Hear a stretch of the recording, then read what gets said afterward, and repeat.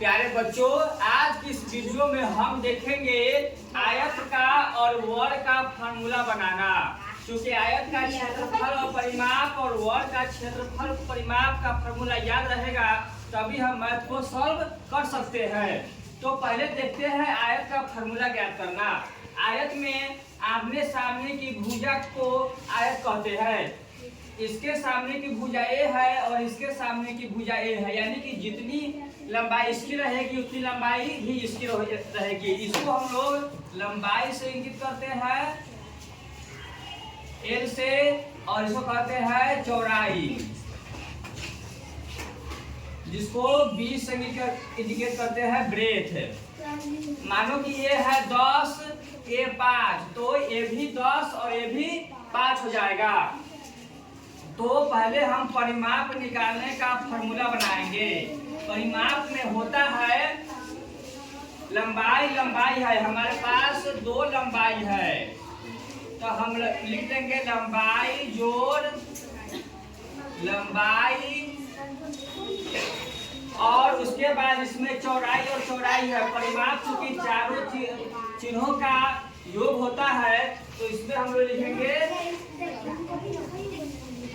चौड़ाई जोड़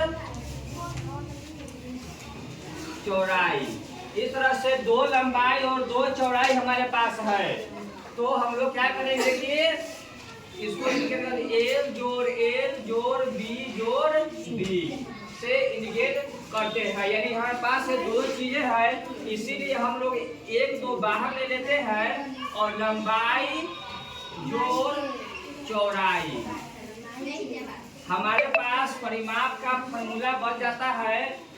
2 हम लोग बाहर इसीलिए लिए हैं क्योंकि इसमें 2 लंबाई है और 2 चौड़ाई है। तो जब हम लोग बाहर ले लेंगे तो हमारे पास लंबाई जोड़ चौड़ाई, यानी कि दोनों को जोड़कर 2 से गुना करेंगे तो हमारा ये परिमाप आ जाएगा।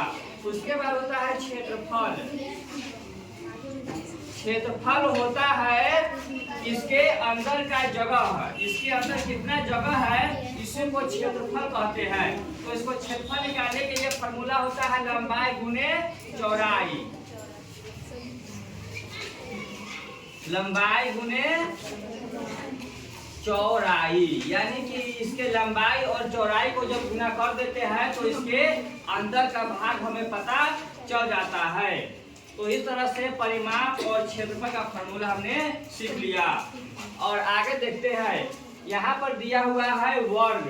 अब वर्ग में चूंकि जिसकी चारों भुजाएं और कोण आपस में बराबर होता है वह वर्ग होता है, यानी कि ये चारों भुजा आपस में क्या है बराबर है। यानी कि अगर ये रहेगा 10 तो ये भी 10, ये भी 10 और ये भी 10 रहता है। इसकी चारों जगह को हम लोग भुजा कहते हैं, इसको ए से भी इंडिकेट करते हैं, ठीक है।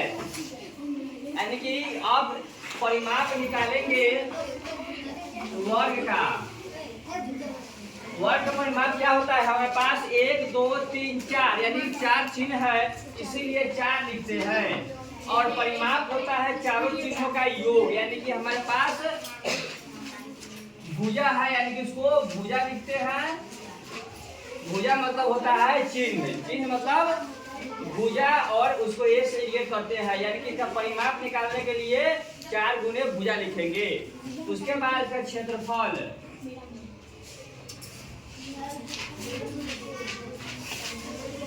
वर्ग में इसकी लंबाई चौड़ाई नहीं होती है, सभी की भुजा बराबर होता है। तो इसके क्षेत्रफल यानी कि इसके अंदर के जगह ज्ञात करने के लिए हम लोग लिखते हैं भुजा गुने भुजा, या इसको हम लोग भुजा स्क्वायर भी लिखते हैं। इस तरह से हम लोग वर्ग का क्षेत्रफल ज्ञात कर लेंगे भुजा गुने भुजा या भुजा स्क्वायर, और इसके परिमाप ज्ञात करने के लिए 4 गुने भुजा लिखेंगे, क्योंकि यह चारों चिन्ह का लंबाई को मापते हैं, तब जाकर इसका क्षेत्र परिमाप